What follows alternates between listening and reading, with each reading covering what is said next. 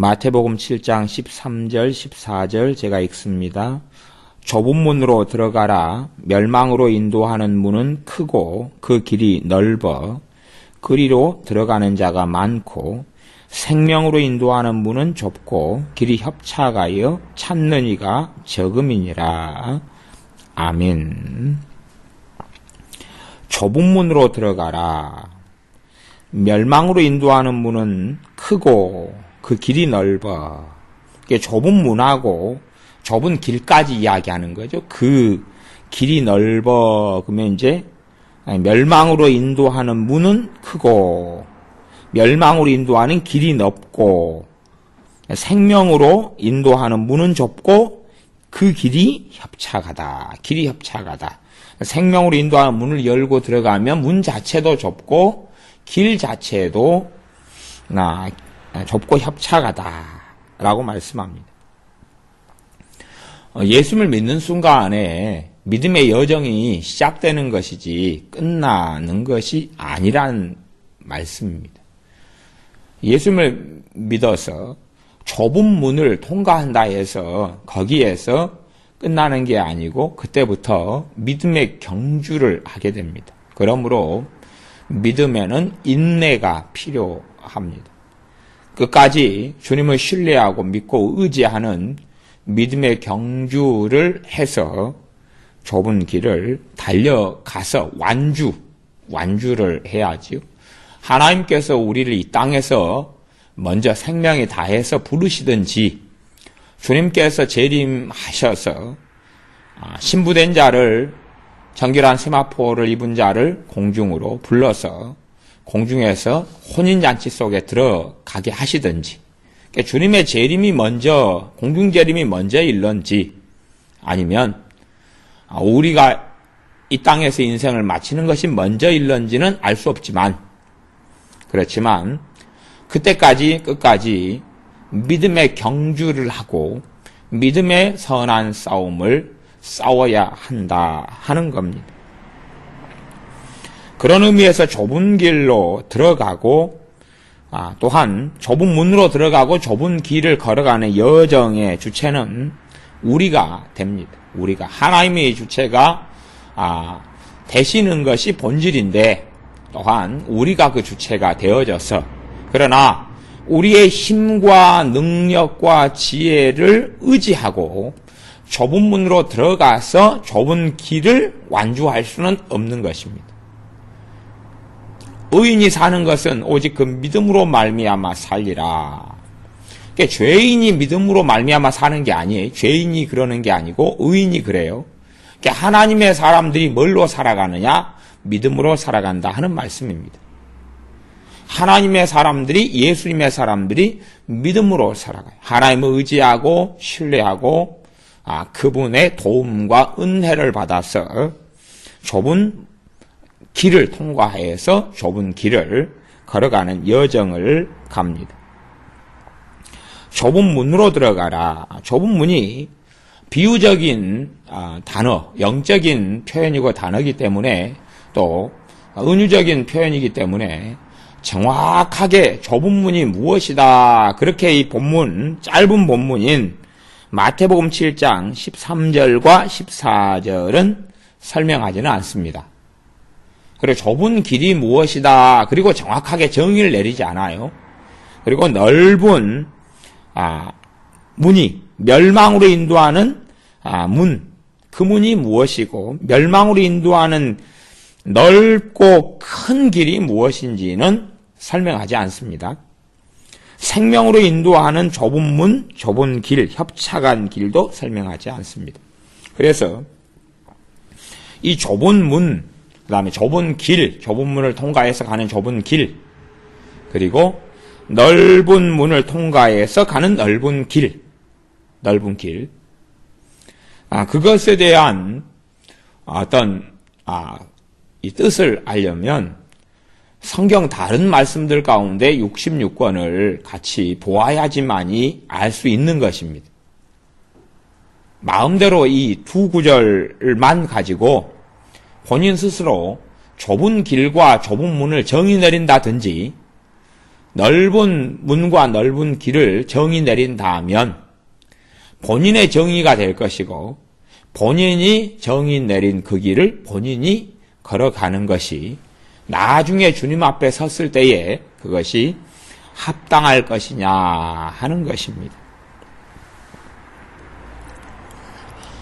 미국 퓰러신학교회에는 교수님 가운데 특이한 분이 있는데 그분은 찰스 크래프트 교수님이라는 분이에요. 찰스 크래프트 교수님이 선교를 갔어요. 나이지리아인가 뭐 그럴 거예요. 선교를 갔어요. 교수님이 선교를 가서 거기에서 귀신의 역사와 부딪혔어요. 마귀들의 역사와 부딪히고 예수님의 이름으로 귀신을 쫓아내는 일을 할 수밖에 없었어요. 그리고 이제 다시 신학교 교수로 돌아와서 축사를 가리키고 귀신 쫓아내는 사역을 계속 이어왔어요. 그것이 요즘에 이렇게 좀 알려진 최근 신간으로 나온 책 중에서 더 있다라는 이태영 그분의 책에 있는 서문에 있는 내용 가운데 하나인데요. 그분이 찰스 크래프트 교수님을 만나서 당신이 유명한 교수님이신데 그렇게 귀신을 쫓아내는 축사 사역을 하면 공격을 받고 문제가 많이 생기지 않느냐. 다른 분들이 다 반대하고 그러지 않느냐. 귀신을 쫓아내는 축사 사역을 인정하지 않지 않느냐. 본래 많은 목회자와 신학교자들이 인정을 안 합니다. 그래서 신학계에서는 신자는 귀신 들릴 수 없다. 신자도 귀신 들릴 수 있다. 하고 찬반 논쟁이 과거에는 치열했어요. 80년대, 90년대는. 그래서 제가 이 귀신 역사, 축사나 영적 전쟁에 대한 책들을 구해보면 둘이 치열해요. 치고받고. 그러니까 믿는 사람은 귀신 역사 안 한다. 믿는 사람은 귀신 역사 한다. 물론 성경은 믿는 사람이 귀신 역사 한다고 분명히 적혀 있어요. 베드로 전서 같은 말씀부터 시작했어요. 그런데 어찌됐든 다른 말씀에도 무슨 말씀이 있냐 그러면 약한 자가 믿는 자를 만지지도 못한다 그랬잖아요. 그 말씀이 또 있어요. 이제 어떤 말씀을 중심으로 해석할 것이냐 하는 데서 서로 가는 길이 틀려지는데 그런 의미에서 여러 말씀들을 동원해서 어떤 사람들은 믿는 사람에게는 귀신 역사 안 한다. 그렇게 가르치고 말하면서 하는 신학교 교수님들도 있고 신학교도 있고 목회자도 많이 있습니다. 이 귀신을 쫓아내는 사역을 일찍부터 시작을 했는데 그런 의미에서 왜 그렇게 하냐, 왜 다른 분들은 반대하냐 그랬더니 찰스 크래프트 교수님이 하는 이야기가 그런 이야기죠. 그들은 경험하지 않아서 모른다. 그들은 귀신의 역사를 경험하지 않아서 모른다. 그들은 맛보지 않았다는 이야기죠. 그들은 겪지 않아서 그러는 거예요. 겪으면 나처럼 그 길을 걸어갈 수밖에 없는 것이죠. 그렇게 이제 이야기하는 것입니다. 이 좁은 문과 넓은 문이 무엇일까? 과연 무엇일까? 이거에 대한 말씀에 대한 해석은 굉장히 다양하고 폭넓게 할 수 있습니다. 그래서 첫째는 다양하고 폭넓은 해석을 해야지 해석에 있어서 많은 문제점이 적게 됩니다. 자기식으로 어떤 특정한 삶을 좁은 길이다. 그래 정의를 내리면 획일화가 되잖아요. 획일화가 돼요. 가령 옛날에 그 신성경 목사님이라는 분이 계셨는데 물론 지금도 이제 살아계시고 선교를 지금 인도나 또 어디 나라 선교를 하고 계셔. 열악한데 화장실도 없고 막 바퀴벌레가 드글드글한 데서 선교를 하시는 신성경 목사님이 예전에 그 충영교회 목사님으로 계셨고 그때 김영삼 그분이 대통령 할 때에 그 담임 목사님이었고 또 예배 드려주고 그래서 유명하게 되었죠. 또 박사학위도 있고 실력도 막 쟁쟁하신 그런 분이죠. 그런 유명한 원로 목사님, 한국 교계 어른인 분이 이제 몇 년 전에 2009년인가 몇 년에 천국과 지옥을 본 거예요. 입신해서. 그 다음에는 모든 것이 그분에게 있어서 바뀌어요. 천국과 지옥을 본 다음에 그분이 모든 걸 내려놓고 물론 이제 은퇴도 하셨고 이제 그러지만 자신이 본 것, 들은 것, 때문에 내려놓고 선교사로 떠납니다. 지금도 선교 사역을 하고 있고 그 어려운 와중. 그래서 왜 그렇게 사냐 그랬더니 내가 본 게 있기 때문에 내가 본 것이 나를 바꾸는 건 아닌데 본 것 때문에 내 생각이나 내 삶을 돌아볼 수밖에 없다 하는 것이지요. 그렇게 사람들은 이 편협한 시각 속에 갇혀 있으면 좁은 길에 대한 해석을 틀릴 거 아니에요. 자기가 보는 편협한 시각, 편협한 보는 것만 있으면 시각이 틀려져요. 그리고 더 많은 걸 경험하면 또 더 많은 걸 본다면 그런다면 좁은 길에 대한 해석이 또 틀려질 것 아닙니까? 음식도 한국 음식만 이렇게 먹어요. 한국 음식만 먹으면 음식에 대한 시각이 한국 음식에서만 있겠지요. 근데 그 사람이 세계 음식 문화 기행 또 체험을 한다고 가정한다면 멕시코 음식도 먹어보고 미국, 캐나다, 인도의 사람들이 막 손으로 이렇게 그 노란 그 카레를 버물려 가지고 먹고 그런 걸 체험하고 경험하고 그렇게 한다면 음식에 대한 눈이 열리겠죠. 이 음식에 대해서 보는 눈과 시야가 달라질 거다 그 말이에요. 어떤 사람은 그걸 체험해서도 달라지지 않겠지만 좁은 의미로 그냥 좁은 문이다, 좁은 길이다, 넓은 길이다, 넓은 문을 획일화 하는 것은 굉장히 위험하다는 걸 전제로 일단 기억을 해야 됩니다. 사람은 다 부르심이 있고 사명이 있고 지체됨이 있어요. 지체됨이 있다는 이야기는 교회는 주님이 머리고 몸이 교회는 손은 손대로 발은 발대로 코는 코대로 심장은 심장대로 간은 간대로 허파는 허파대로 손가락은 손가락대로 쓰임새가 다르다 그 말이에요. 그리고 각 사람마다 다른 쓰임새로 부르심 받았습니다. 어떤 사람은 내가 긍휼을 베푸는 은사를 가졌어요. 구제하는 가난한 사람도 어려운 사람도 구제하는 은사를 가졌어요. 긍휼을 베푸는 것과 구제하는 것은 모든 신자의 책임이자 사명이에요.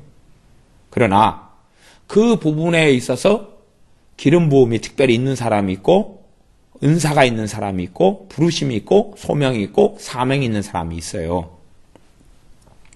그 사람들은 그 부분에 있어서 부르심이기 때문에요. 구제의 자리, 긍휼을 베푸는 자리라면 거기에서 성령님이 역사하십니다. 그 사람들한테 임재하시거나 기름 부으시거나 감동 주시거나 감화를 주셔요. 이제 그분들이 이제 좁은 길을 해석하게 되면 그렇게 해석할 수가 있어요.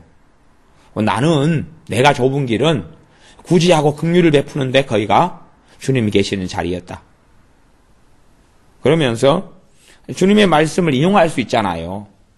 봐라, 주님이 헐벗었을 때에 돌아보았고 옥에 갇혔을 때에 돌아보았고 굶주렸을 때에 먹을 것을 주었고 목마를 때에 물을 주었다. 봐라, 구제하는 것이 아니냐.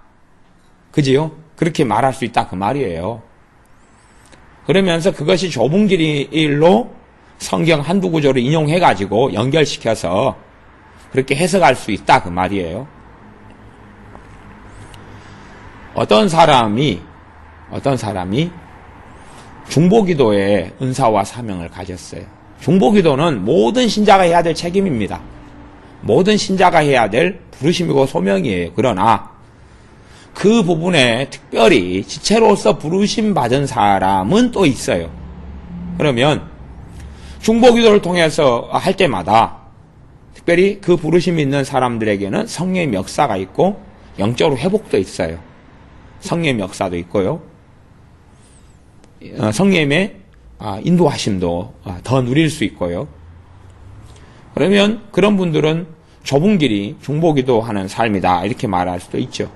중보기도로 식으로 이야기한다면 중보기도하고 아까 내가 옥에 갇혔을 때 돌아보았고 그러면 북한에는 지금 강제 수용소에 잡혀있는 사람들이 몇십만 되잖아요. 몇십만은 돼요. 과거에 김정일 정권 때는 한 100만을 수용소에 가둬서 죽였는데, 고문하고 죽이고, 지금은 그래도 최소 10만 단위 이상, 몇십만은 강제 수용소에 갇혀 있어요. 뭐 어떤 중보기도자가, 그 사람들은 감옥 중에 최악의 감옥에 갇혀 있는 거거든요. 그들을 위해 중보하고 기도해요. 주님은 그렇게 말씀하실 거예요. 내가 옥에 갇혔을 때 너가 돌아보았다, 그럴 거예요. 아니, 무엇보다 가장 강력한 감옥은 불신이라는 감옥이에요. 주님을 알지 못하고 믿지 못하는 감옥이죠. 그런 사람들에게 복음을 전해요. 정말로 완고한 감옥은 이 세상 신인 귀신에게 마귀에게 속아서 하나님을 섬기지 않고 하나님께 돌아오지 않는 거예요. 예수님을 섬기지 않고 예수님께 돌아오지 않는 거죠. 그 감옥에 갇혀 있는 거잖아요. 저주라는 감옥, 하나님의 진노와 심판이라는 감옥 속에요. 마귀를 따라 사는 삶을 통하여 그들에게 복음을 전해요. 그럼 주님이 뭐라 말씀하시겠어요? 내가 감옥에 갇혔을 때 너가 돌아보았다, 그럴 거거든요. 이게 사람들은요, 성경을 좀 균형되게 이렇게 해석하기보다는 자꾸 자의적으로 해석하는 경향이 있어요. 그래서 구제하는 사람의 입맛에 맞춰서는, 봐봐, 목마를 때 주는 거잖아. 목마른 사람에게 배고플 때 빵을 주는 거잖아. 그것이 기본적으로 영적인 이야기라는 걸 기억해야 됩니다. 그러므로 해석의 다양성이 많이 존재하고 많은 의미를 내포하고 있는 이야기거든요. 획일화되게 이것은 이 뜻이다, 그리고 몰고 갈 수도 있어요, 어떤 사람들은. 그리고 특정한 어떤 사명이나 특정한 지체로서 부르심 있잖아요. 이것을 좁은 길로 해석해버린 경우가 꽤 많아요. 저는 그런 좁은 길의 해석을 많이 듣습니다. 그래서 어떤 획일화된 모델과 모형을 정해놔요. 특별하게 이런 사람이 모델이다. 그래서 그 사람의 길을 걸어가야 된다. 성경에는 모델이 참 많습니다. 아브라함은 선지자라 그랬습니다. 하나님께서요. 그죠? 아브라함의 아내 사라가 잡혀갔을 때에 내 선지자다, 선지자의 아내를 너가 데려왔다, 그리고 왕에게 진노하셨지요. 선지자라 그랬어요. 선지자의 삶이 다양하죠, 컨셉이. 욥이라는 하나님의 사람이 있고, 노아라는 하나님의 사람이 있고, 또 사사들도 있고, 선지자들도 있고, 제사장들도 있고, 아론의 손자 비느하스 같은 창으로 2명을 찔러 죽이고 하나님의 축복을 받은 사람, 비느하스 같은 제사장의 삶도 있고요. 아니면 예루살렘 총독으로 부임해왔던 느헤미야 같은 다른 나라, 이웃나라, 이방나라의 재상으로 지냈던 다니엘 같은, 그러면서 선지자였던 사람, 많은 사람들이 성경에 등장해요. 다시 이야기하면 획일화된 모델이 아니라 정말로 다양한 하나님의 사람들이 등장한다, 그 말이에요. 성경 에스더에는 모르드게라는 하나님의 사람이 등장해요. 모르드게라는 사람, 이방 나라에서 나중에 총리까지 되는 사람이죠. 하나님을 경외했던 사람. 황후 에스더도 등장하고요. 아니면 룻기는 이방 여인 룻이 등장하죠. 룻은 대단하게 한 게 없지요. 룻은 그냥 시어머니 나오미 따라가지고 돌아온 거예요. 하지만 하나님의 사람, 믿음의 결단, 떠남, 그리고 하나님께로 돌아오는 것에 대한 모델이고, 그것도 좁은 길을 걸어왔던 모델이죠. 또 여호수아 성경에 보면은 기생 라합이 나옵니다. 기생 라합이 결단하고 떠나가는 것도 좁은 길에 대한 모델이다, 그 말이에요. 그렇기 때문에 좁은 길을 알려면 구약시대에는 다양한, 신약시대에도 다양한 하나님의 사람들이 있었다는 것이에요. 전도자 빌립 집사님이 있었고, 또 특별히 구제하고 봉사했던 사람들이 있었고, 또 베드로 사도가 왔을 때에 어떤 여자분은 구제하고 봉사를 많이 했다가 죽었다가 또 살아났잖아요. 그죠? 그런 경우도 있었고, 또 사도들, 복음을 전하는 사도들이 있었고, 선지자들이 있었고, 말하자면 또 선교사님으로 파송되고 나갔던 사람들이 있었고, 또 목회자였던 디모데도 있었고, 디도도 있었고, 그레데세메 같은 다양한 하나님의 사람들이 등장한다는 것이. 그러므로 이 좁은 길을 알려면 각자의 사명과 지체됨을 꼭 이해를 할 때만이, 이 다양성을 이해할 때만이 좁은 길을 제대로 이해하게 되는 것입니다. 거꾸로 어떤 구제하는 삶이 어떤 사람에게는 자기 은사고 사명이고 부르심이에요. 그때 성령님 역사하시겠잖아요. 근데 다른 사람은 구제하는 삶이 아니라 양육이에요. 어린 신자를 말씀으로 가르치고 양육하는 게 사명이에요. 그런데 영적 지도자가 소위 지도자의 자리에 있는 사람이 구제하는 사명을 가진 사람이 지도자예요. 그럼 이 사람이 어떻게 가르치겠어요? 양육의 사명을 가지고 있는 사람에게 내 식으로 사는 것이 물론 그분은 성령의 역사에 따라 구제하는 삶을 살아요. 내 식으로 사는 것이 좁은 길이다. 이렇게 설명할 수 있다 그 말이에요.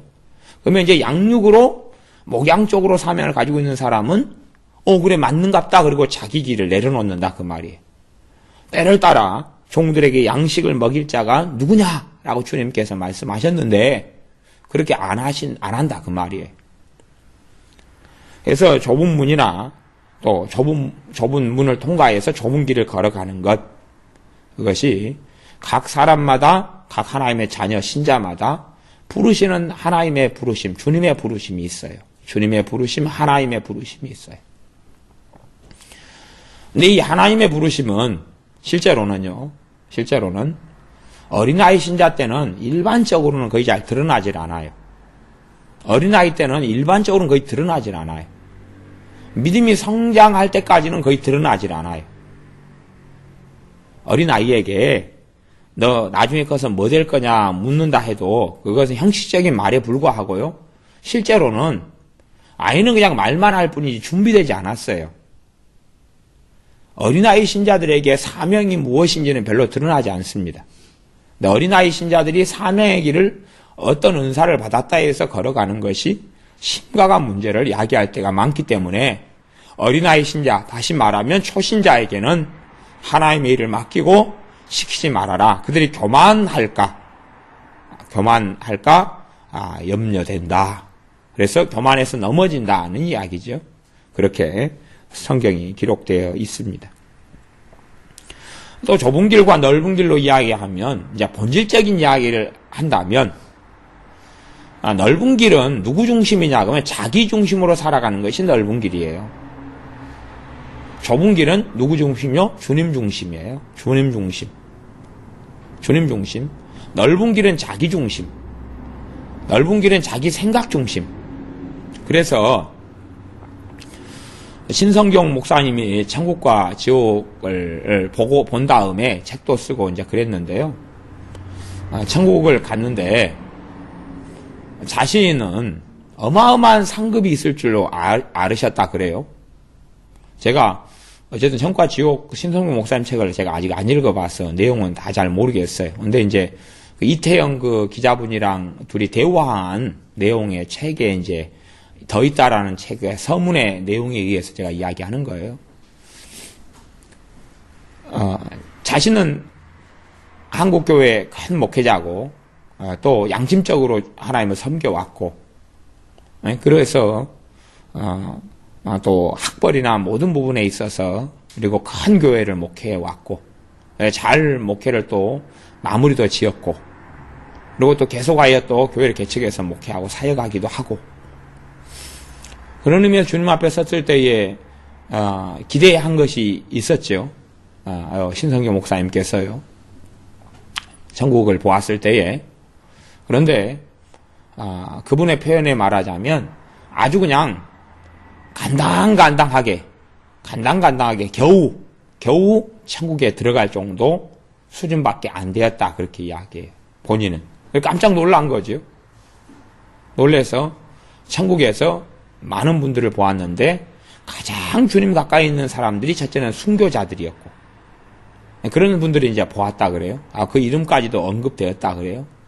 두 번째 부류는 복음 전하는 분들, 그 다음에 선교사님들이 두 번째 부류더래요. 그래서 본인이 늦은 나이에 70이 넘은 나이에 선교사로 가버린 거예요. 그걸 본 다음에 그래서 주님이 하신 이야기는 왜 주님 나는 이렇게 했는데 나는 이거밖에 안 되냐고 했을 때 주님께서 너는 너의 영광을 위해 살았지 나의 영광을 위해 산 건 아니다 그것이. 너의 명예를 위해 살았지 나의 명예를 위해 나의 영광을 위해 산 게 아니다. 이렇게 말씀하셨다 그래요. 그런 것처럼 이 넓은 길은 뭐냐 하면 넓은 길은 얼마든지 예수를 믿는 신자들도 걸을 수가 있어요. 그 길을 끝까지 고수하고 걷는다 하면 멸망할 뿐이죠. 근데 자기 중심으로 산다 그 말은 자신의 안락, 자신의 복지, 자신의 편함, 자신의 성공, 자신의 명예, 자신의 영광을 위해 사는 거예요. 물론 겉으로는 난 예수님을 위해 산다라고 포장할 수는 있어요. 구제하는 것, 봉사하는 것, 기도하는 것 등으로 포장할 수 있어요. 누가 그렇게 포장을 해왔습니까? 바리새인들 서기관들이. 바리새인들 서기관들, 초대교회의 아니 주님 신약교회, 유대교회의 지도자들인 그 사람들, 또 그의 영향을 받은 사람들이요 포장을 했어요. 금식을 통해서 포장하고 구제를 통해 포장하고 기도를 통해 포장을 했어요. 금식할 때는 금식한다는 표시를 내고 일주일에 2번씩 금식하고, 기도 시간 되면 하루에 3차례 정기적인 기도 시간에는 시장 어귀에 가서 기도하고, 하나님을 경외해야 한다고 옷수를 크게 만들고 끊임없이 그렇게. 하지만 사람에게 보이려고, 사람이 인정받으려고 살았던 것이지, 전능하신 하나님 앞에서 오른손이 한 일을 왼손이 모르게 하라 숨어서 은밀히 골방에서 그렇게 살지 않은 것이지요. 겉으로는 종교, 겉으로는 믿음, 겉으로는 신앙의 이름으로 포장을 하지만 하나님의 평가는, 우리 주님의 평가는 인정할 수 없다 하는 것이죠. 이게 넓은 길이에요. 겉으로는 구제도 할 수 있고 봉사도 할 수 있어요. 그러한 열매를 보고 그들을 알 수 있다. 그런 걸로는 몰라요. 그런 열매로는 몰라요. 북한에 추종하는 종북주의자들은 대부분 뭘 이야기하냐 그러면 이 남한을 북한에 넘겨주려고, 남한의 정부를 무너뜨리고 연방제를 하고 적화통일을 시키려고 주장하고 시도하지만 그들이 가지고 있는 타이틀은요 인권이고요 인민이에요. 심지어는 인권 변호사도 해요. 인권을 주장해. 인권. 서민들, 가난한 사람들, 그게 과거에 공산당이 했던 거거든요. 무상의료, 무상복지, 모든 걸 다 주겠다. 아니 북한은 무상의료지요.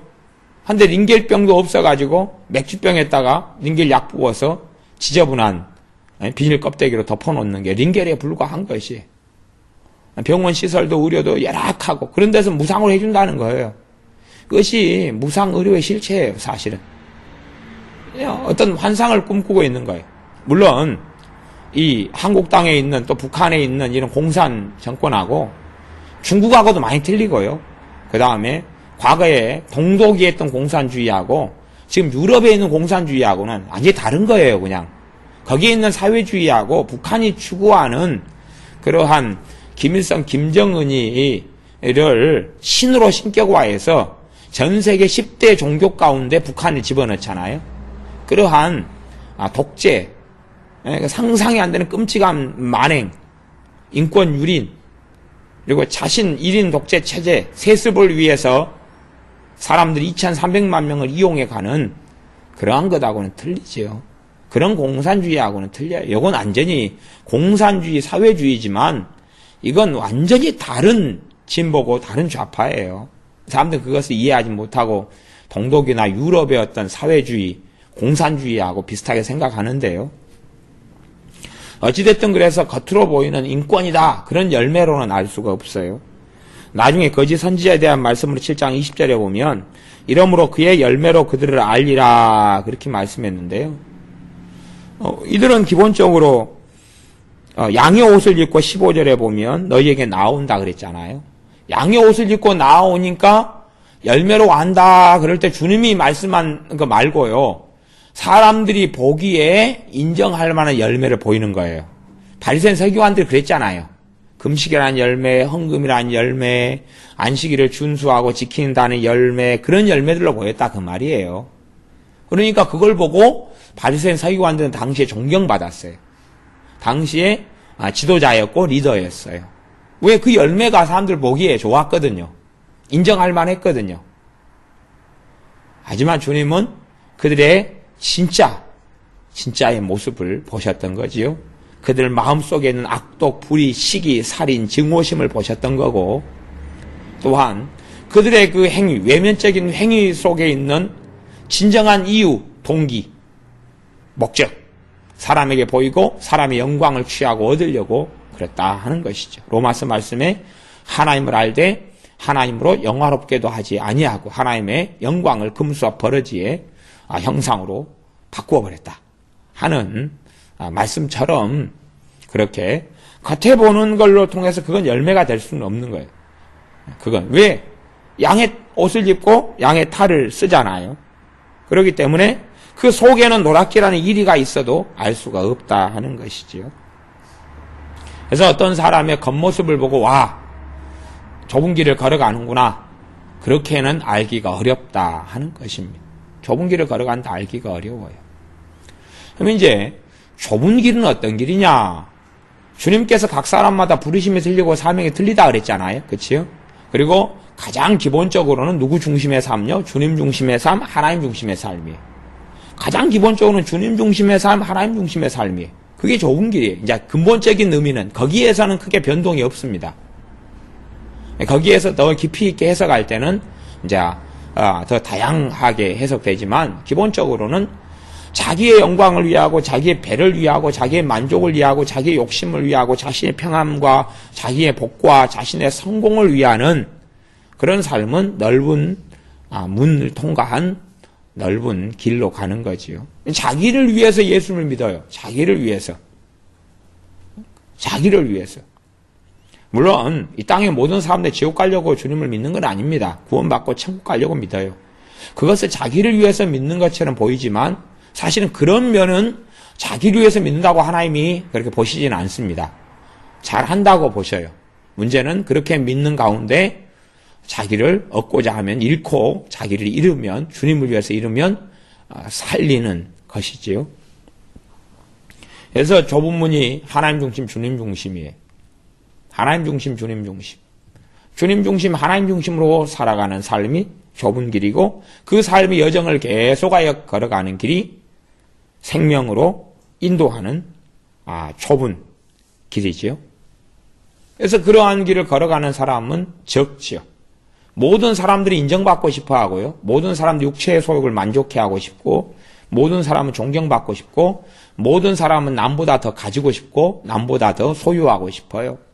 남보다 더 누리고 싶어요. 남의 위에 앉고 싶어요. 서고 싶어요. 주님의 제자들도 누가 더 높나이까, 누가 더 높은지 싸웠잖아요. 그게 육체의 소욕이거든요. 그것을 주님의 제자들 공생의 3년이 넘는 그 시간의 말미에도 그걸 버리지를 못했지요. 그래서 싸우는 거예요. 누가, 제자들 가운데 누가 높은 사람인지, 주님의 좌우편에 누가 앉게 되는 사람인지. 물론 그러한 것 하나 가지고 와, 제자들은 넓은 길을 걸어갔다 지옥 간다, 그렇게 말해보면 안 되는 거예요. 이건요.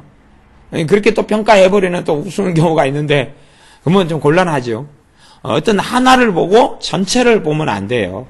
왜냐하면 우리는 예수님을 닮아가고 믿음에 성장하고 진보하는 여정을 걷기 때문에, 성화되어 간다 그 말은 아직도 죄가 있고 아직도 문제가 있고 아직도 결점이 있고 이런 부분들이 하나씩 하나씩 변화되는 여정을 걸어가는 것이니까요. 얼마든지 보기에 문제도 있고 불협화음도 있을 수 있다 그런 말이에요. 하나님의 자녀임에도 불구하고, 심지어 좁은 길을 걸어감에도 불구하고. 좁은 길을 걸어간다는 것이 완벽한 삶을 산다, 그건 절대 되지 않는다는 이야기예요. 그런 의미는 아니다 그 말이에요. 그죠? 완벽한 삶을 사는 건 아니다, 그런 건 아니에요. 좁은 길을 그렇게 해석하고 이해해버리면, 그냥 오늘은 넓은 길 갔다가 내일은 좁은 길 갔다가, 오늘은 넓은 길 갔다가 내일은 좁은 길 갔다가, 오전엔 넓은 길 갔다가 오후는 좁은 길 갔다가 이렇게 될 거 아니에요. 이건 이제 곤란한 것이죠. 그래서 기본적으로 이제 그럼 하나님 중심의 삶, 주님 중심의 삶은 어떻게 사느냐? 어떻게 이게 좁은 길, 좁은 문을 통과한 좁은 길을 걷느냐? 그러면 하나님 중심의 삶을 살려면 주님이 말씀하신 정답은 하나밖에 없어요. 성령님 인도 따라 살아가는 거예요. 왜? 진리의 영이 오셔서 진리로 인도하시는 거지. 마땅히 행할 길을 걸어가게 하시고 깨닫게 하시고, 진리 가운데로 너희를 모든 진리 가운데로 인도하시는 성령의 역사 속에 살아갈 때에 내게 주어진 사명, 내게 주어진 길, 내게 부르심에 맞추어서 좁은 길을 걸어가는 게 가능하지요. 내가 구제 쪽에, 구제는 모든 신자가 해야 될 책임이고 책무지만, 그러나 그 부분에 있어서 사명이 아니에요. 그러니까 저쪽 사람에게는 구제가 사명이어서 그 길을 할 때 되면 막 성령님 역사하신단 말이에요. 나한테는 성령님 역사를 안 해요. 이게 안 맞거든요. 옷이 안 맞아요. 여기에서 이제 내가 생각하면서 사람의 가르침을 따라서 안 맞는데도 억지로 우기면서 끼워 맞추기 식으로 그런 모습과 모양으로 갈 수가 있어요. 성령님 역사 안 하시는데, 나는 다른 부르심인데, 나는 예를 들어 복음전도자인데 구제가 아니라, 근데 복음전도자의 길을 걸어가지 않고 구제 쪽으로 자꾸 가려고 그래요. 성령 역사 안 해요. 그래도 그거 성경적으로는 옳거든요. 옳게 보이고요. 그래서 그걸 끼워 맞춰가지고 그 길을 걸어가요. 그것은 자기중심의 삶이다 그러는 거예요. 그것이. 왜냐하면 자신이 가지고 있는 지혜, 자신의 지식, 자신의 생각을 주장하고 포기하지 않잖아요. 내려놓지 않잖아요. 자기가 이해한 성경 이해를 내려놓지 않아요. 성령의 역사와 인도를 따라가지는 않는다 그 말이죠. 그것도 자기중심의 삶에 들어가는 거예요. 물론 그 자기중심의 삶이 그냥 멸망으로 인도하는 문이 되고 멸망으로 인도하는 길이 될 것이냐, 그렇게 말할 때는 그건 좀 이제 물음표가 될 수밖에 없어요. 물음표가 돼요. 그런데 거기에서 더 끝까지 나아가서 이제 걸어간다면 그것까지는 모르겠어요. 근데 그런 경우는 꽤 애매한 경우고, 그런 경우는 실제로는 구원받아도 별로 그렇게 상은 없는 거예요. 아무리 아름답고 많은 일들이 이루었다 해도. 그래서 천국과 지옥을 보기 전에 신성교 목사님이 그 목회자로서 살았던 삶이 많은 걸 이룬 삶인데, 주님 앞에 섰을 때에 너의 영광을 위해서 했다. 그게 이제 자기의 지식과 지혜를 따라서 하는 게 자기 영광이 되는 거예요. 자신의 생각에 맞추어서 살아가는 삶이지요. 그렇기 때문에 주님께는 가고 천국은 갔는데 자기가 했던 것들이 지푸라기에 불과하는, 그날에 공력을 시험할 터인데 불로 시험했는데 남는 게 없는 거예요. 다 타버리고, 집이나 나무는 다 타버려요. 금이나 은이나 보석은 남는데 그렇게 되고 만다 하는 것이지요. 그런 경우가 이제 요 좁은 길도 아니고 넓은 길도 아닌 그 애매모호한 그 중간성에 있는 게 되겠죠. 좁은 길이라고 볼 수도 없고 모양은 좁은 길인데 그렇지도 않고, 그러니 지푸라기가 되는 거죠. 그런 경우도 의외로 선량하고 신실한 신자들 가운데 많이 벌어지는 일이 된다 하는 것입니다. 그래서 우리는 이 좁은 문, 좁은 길을 걸어갈 때에 우리의 사명, 우리의 부르심, 우리의 사명, 우리의 부르심. 첫 번째 부르심은 뭐예요? 영생은 곧 유일하신 하나님과 그의 보내신 자 예수 그리스도를 아는 것이니라. 아는 것이니이다. 그렇게 주님이 요한복음 17장에서 기도하셨어요. 또한 그리스도 예수님을 아는 지식이 가장 고상하다. 너희는 하나님을 알라, 예수 그리스도를 알라, 막 그렇게 말씀하잖아요. 주님을 알고 주님과 동행하고 닮아가는 게 최상의 부르심 가운데 하나예요. 그런데 그렇게 주님을 알고 알려면 주님에 대해서 말씀을 통해서 계시해 주시는 성령 하나님이 역사하셔야 돼요. 주님의 길은 성령님의 도우심이 아니고는 걸어갈 수가 없어요. 그러므로 제가 좁은 길을 기본적으로 그냥 간단하게 이야기할 때는 성령님이 인도하심을 받는 삶이 좁은 길이다. 그렇게 그냥 좁은 길이고 좁은 문을 통과하는 것이다. 그렇게 간략하게는 그냥 설명합니다. 우리의 삶 속에 내가 정의 내리는 좁은 길이나 내가 정의 내리는 넓은 길이 아니라요. 이제 기본적으로 넓은 길은 세상을 사랑하는 거고, 세상에 탐닉하고 육체의 소욕과 정욕을 따라 살아가는 삶이고, 자기의 성공과 자기를 위해 살아가는 삶은 넓은 길이죠. 세상을 사랑하는 길이고요. 하나님을 사랑하는 삶이 좁은 길이고요. 그래서 하나님을 사랑하는 삶의 길을 걸어가고 말씀에 순종하여 그 길을 걸어가는 게 좁은 길이 되는 거예요. 근데 말씀의 순종도 우리의 각자의 부르심이 다르다 하는 것이에요. 내가 스스로 이 말씀이 제고 중요하다, 그리고 정해놔서 그 말씀만 맹목적으로 추구하고 달려가는 길이 좁은 길은 되는 것처럼 보일 수 있으나 모조품이 많다. 모조품이 많아요. 정말 성령의 사람은 하나님 말씀 66권이 다 중요한 거예요. 다 중요하고 그 가운데서 이제 자기의 부르심과 사명에 맞는 말씀도 깨닫고 말씀을 전반적을 통해서 주님을 닮아가고 알아가고 성령님의 인도 가운데 진리 가운데 자유함을 얻으며 진리 속에서 걸어가는 삶을 삽니다. 그것이 좁은 문이고 좁은 길이에요. 그 하나님과 동행하는 것에 대한 책이 예전에 나왔고 또 최근에 하나님의 사랑은 프랭크 루박이라는 어떤 목사님의 이야기나 과거에 그 두란노부터 몇 군데에서 나온 로렌스 형제, 브라더 로렌스 그러거나 아빠 브라더가 형제잖아요. 이게 브라더 로렌스 그러거나 성이 브라더가 아니고 형제 그 말이죠. 로렌스 형제가 하나님과 동행하는 삶을 살았던 것에 대한 그분은 요리사였고 수도원에서 요리해줬고 퇴역 군인으로서 이렇게 상위 군인이었죠. 절고 이런 사람으로 요리를 하고 살았는데 그 삶 속에 어떻게 하나님과 동행했는가 하는 것이 오랜 시대를 지나서 조명되고 그것이 그분의 편지들을 중심으로 해가지고 책으로 엮어지고 그렇게 하나님과 동행하는 삶을 산 거지요. 그런 경우가 좁은 길을 걸어갔다 그렇게 말할 수 있어요. 겉으로 보기에는 그냥 수도원에서 요리사였고 식당에서 설거지하고 밥을 해주는 사람, 시장에 장 보러 가는 남자, 상위 군인에 불과했는데 그는 실제로는 좁은 길을 걸어갔던 사람이 됩니다. 또 구약시대의 사사들은 전쟁을 통해 얼마나 많은 사람을 죽입니까? 그렇죠? 성령이 임하셔서 전쟁을 합니다. 사람을 죽입니다. 싸움을 합니다. 하지만 그들은 좁은 길을 걸어갔던 사람들이 되지요. 그러니까 모양은 다르다 그런 말이에요. 모양은 달라요. 성막에서 성막의 기구를 만들고 성막의 천을 짜고 사람들이 있죠. 부살렐, 오홀리압 그러죠? 그런 사람들은 성령님께서 지혜의 신으로 임해가지고 그들에게 막 재능으로 역사하셔서 성막의 기구들을 만들어요. 그 삶이 뭐냐? 뭘 만드는데 그게 좁은 길이다 그 말이에요. 그게 좁은 길이고 좁은 문을 통과해서 좁은 길을 가는 거예요. 모양이 다르잖아요. 이렇게 모양이. 획일화된 모양이 있지를 않아요. 획일화된 모양이 없어요. 성령의 역사를 따라서. 그래서 성령님으로 난 사람은 바람이 어디서 불어서 어디로 가는지 알지 못하게 어디서 와서 어디로 가는지 모른다 그러는 거예요. 정해진 모양이 어떻게 잘 보이지를 않아요. 우리는 우리에게 주신 사명의 길을 발견하고요.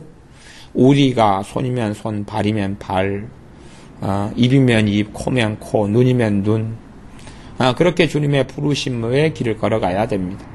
물론 그러면서 신자가 기본적으로 해야 될 부르심과 사명도 기억해야 되고요.